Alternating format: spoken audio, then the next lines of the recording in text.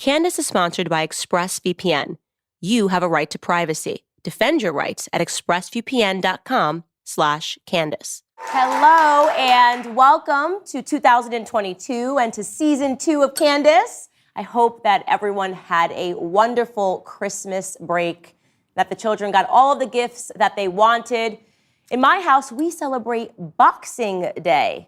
My husband is English, and that's actually a thing over there. The day after Christmas in the United Kingdom is another bank holiday that's referred to as Boxing Day. It has nothing to do with boxes or even the sport of boxing anymore. Essentially, it's just a day that you spend with neighbors and friends and you eat leftovers. It's kind of like a Christmas hangover.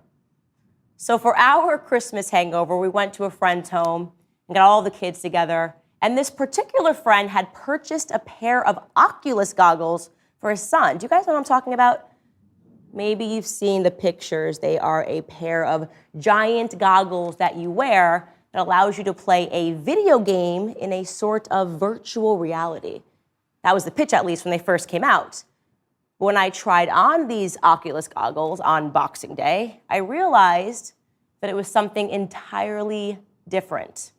My experience wasn't a very long one, so I put these glasses on, and suddenly I'm transported into an elevator, and it is incredible how real it looks and it feels. And I pressed a button, and I went up in the elevator, and the elevator opened, and I was standing on the top of a building with a tiny little ledge. And I could hear the people around me in the real universe saying, just step out onto the ledge and jump off. And I went, I'm not jumping off of this ledge. There's no way I'm jumping off of this ledge. I was aware, of course, that in the universe, my feet were on the ground. But seeing is believing. So in this reality, I was convinced that I was actually on top of a building and they were asking me to jump, and I was terrified. I was not going to jump off. I said, I'm not doing this. I don't want to do this. I tried to inch my way forward, and finally I said, nope, I'm taking these off. And they all kind of laughed at me. And then my friend went up next. Pretty much the same process. I don't want to do it. I don't want to do it. And then my husband thought it would be funny to push my friend, of course, in the universe, just give him a little push.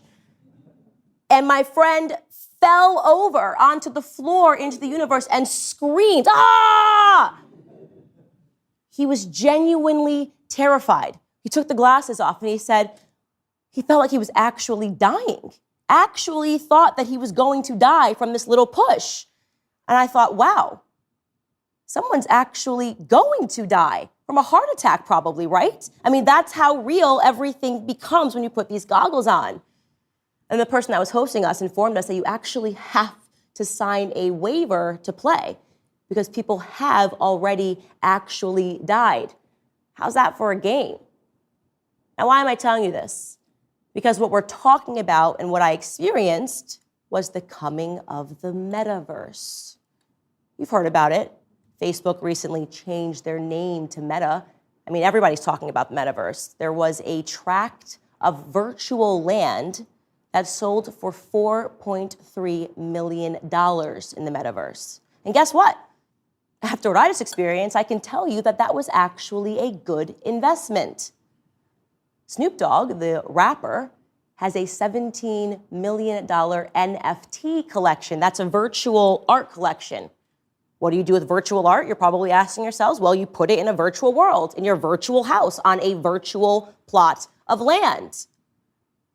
The second reason, the more important reason I'm telling you this is because it scared me. It scared me because I felt in my gut that I had stumbled upon a missing piece of this authoritarian puzzle. Think about it. All of the radical changes that we've experienced in society over the last 2 years, somehow it all just perfectly aligns with the coming of the metaverse. Social distancing, people afraid, genuinely afraid to see one another's faces.